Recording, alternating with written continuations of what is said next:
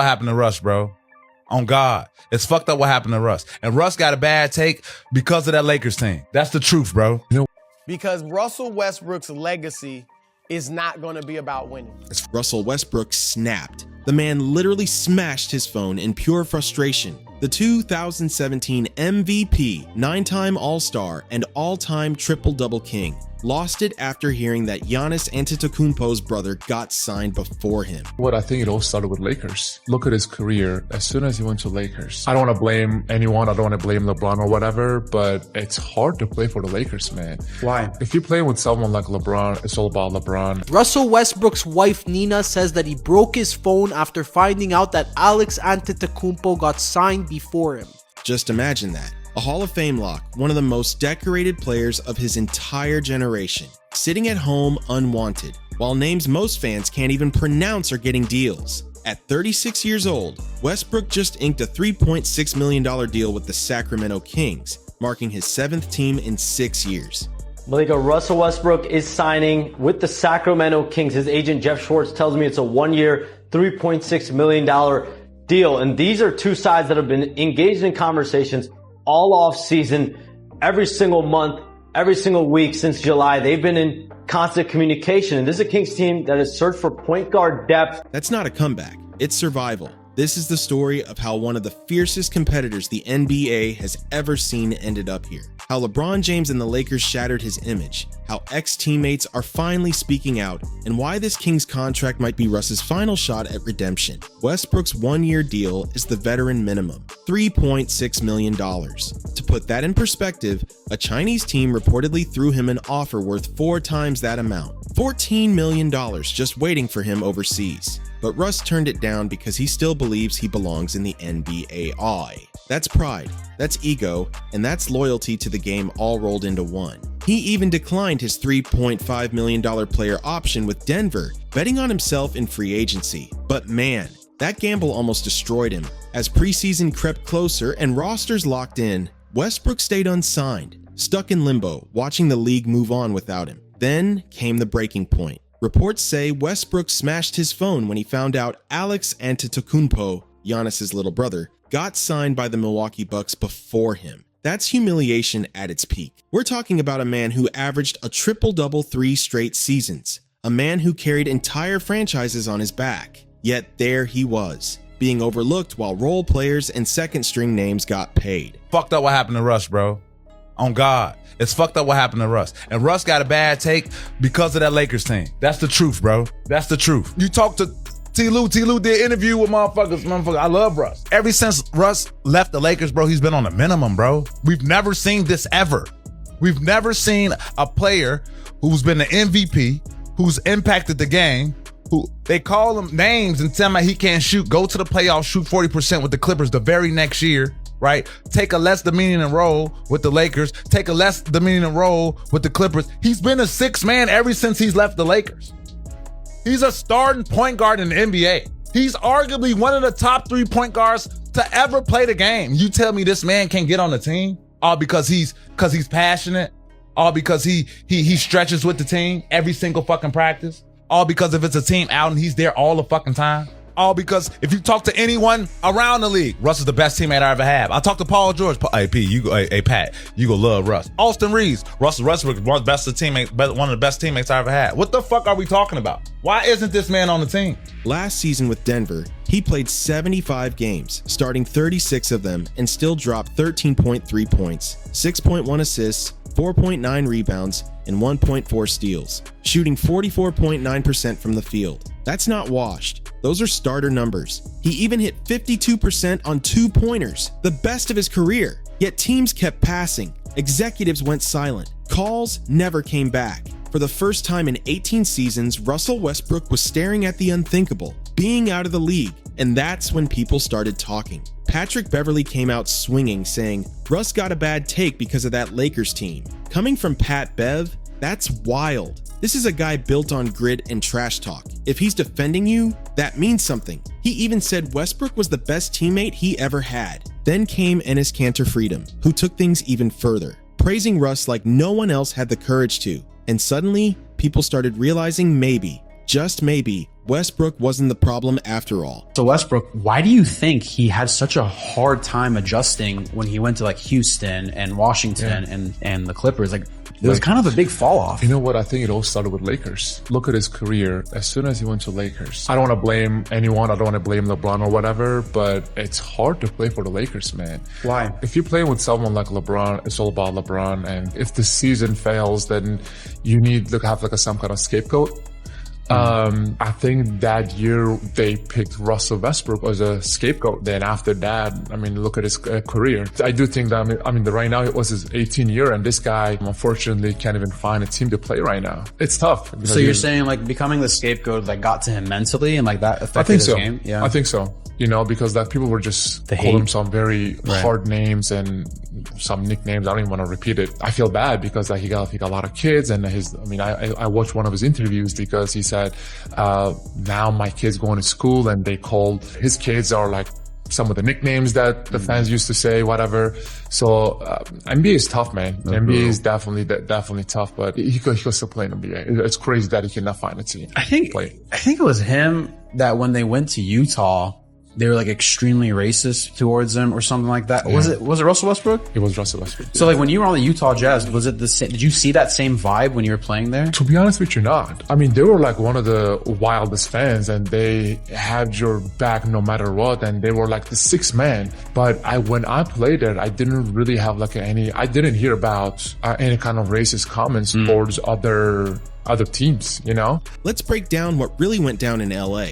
Reports say it was LeBron James himself who pushed for the Lakers to bring in Russell Westbrook instead of finalizing a deal for Buddy Hield. Yeah, that's right. This wasn't some front office experiment. This was LeBron's call. Before the 2021 to 2022 season tipped off, LeBron wanted Russ by his side. The idea was simple: create a new big three: LeBron, Anthony Davis, and Russell Westbrook. A championship trio that was supposed to dominate the league. But what did they get instead? Missed playoffs, broken chemistry, and finger pointing everywhere. And when it all went south, who caught the heat? You guessed it, Russell Westbrook. It got ugly. Westbrook and his family were hit with death threats from angry fans. Over basketball. Think about how twisted that is. The hate got so personal, so cruel, it stopped being about the game. It became something dark and dangerous. In his second Lakers season, Russ started only 3 games, still averaging 15.9 points, 7.5 assists, and 6.2 rebounds.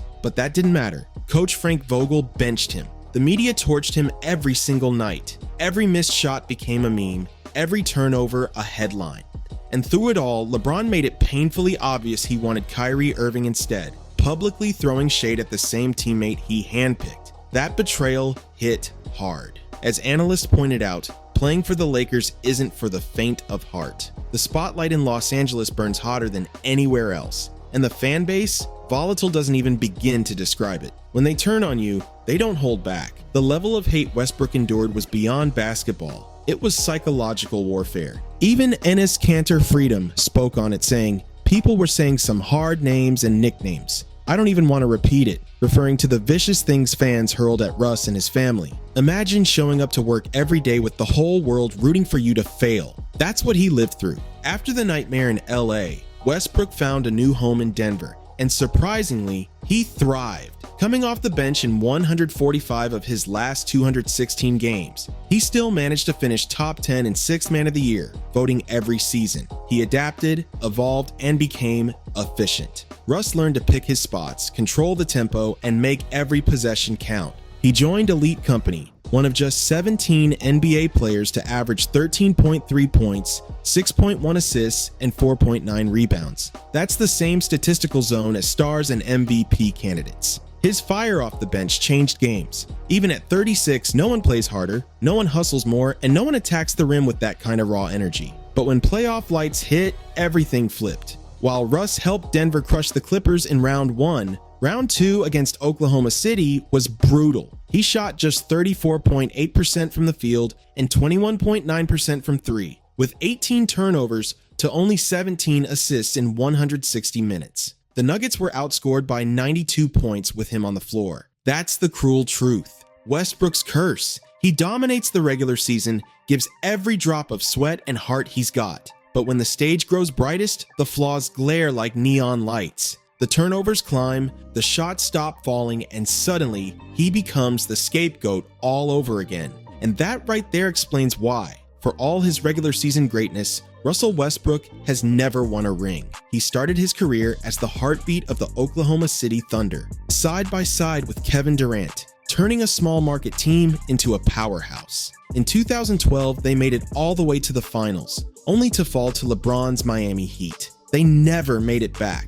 Every playoff collapse since then, with KD, LeBron, or Harden, has haunted Russ like a shadow that won't fade. Fair or not, that's the stain on his legacy. He's been labeled the guy who gives everything in the regular season, but can't seal the deal when the lights are brightest. And now, the numbers tell their own story. Sacramento marks his 4th team since 2022, 7 total in 18 seasons. From franchise cornerstone to journeyman vet, that's a wild fall from grace. So what did he just walk into with the Kings? Chaos. Absolute chaos. Sacramento's bench unit now features Russell Westbrook, Malik Monk, and Doug McDermott, backing up a starting 5 of Dennis Schroeder, Zach LaVine, Domantas Sabonis, DeMar DeRozan, and Keon Ellis. That's a crowded lineup. Everybody wants the ball, and there's only one. LaVine, DeRozan, and Sabonis all dominate possession, which means Westbrook's going to have to fight for his rhythm. Sure, the Kings desperately needed help. They ranked 28th in bench points and 29th in bench assists last season. That's bottom of the barrel. Westbrook's energy and playmaking could flip that around, but there's a glaring issue. Spacing. LaVine's strength is being on the ball, not waiting in a corner while Westbrook or DeRozan drives into traffic. Add multiple non-shooters into the same lineup, and suddenly the paint looks like rush hour traffic. Still, Sacramento isn't thinking about efficiency. They're thinking about fire. New GM Perry made it clear. The Kings want a roster that runs, dives, and hustles till the final whistle. That's exactly what Westbrook brings, a motor that never dies. They're not betting on his stats. They're betting on his heart, his grit, and that relentless fire that made him who he is. And one thing's for sure, no matter what happens, nobody can erase what Russell Westbrook has already done. He's still beloved in Oklahoma City. During last year's Western Conference semifinals, OKC fans actually cheered for him, even though he was playing against them in a Denver jersey. That's real love. That's loyalty. When you give a city everything you've got, they never forget you. Let's not forget the receipts. 203 triple-doubles, the most in NBA history. 9 All-Star appearances, an MVP, a scoring title, a lock for the Hall of Fame. Those accomplishments are carved in basketball stone. But the one thing missing? A championship ring. And at 36, rocking a veteran minimum contract with the Kings, that window's almost shut. Pat Beverley said it best. He's a starting point guard in the NBA. He's one of the top 3 point guards to ever play. But the question that always comes next hits hard. Is he still that guy without a ring? Can you really rank him among the greats when playoff heartbreak has followed him everywhere he's gone? Westbrook now stands as the face of a fading generation. The 2010s legends hanging on for one last run. Chris Paul is still chasing that elusive ring. Carmelo Anthony walked away without one. And now Russ? He's in Sacramento fighting for his basketball life. Even with the mileage piling up, he can still attack the rim like a freight train. He still took over 40% of his shots at the rim last season and made 64% of them. When he's locked in, he can still split defenses,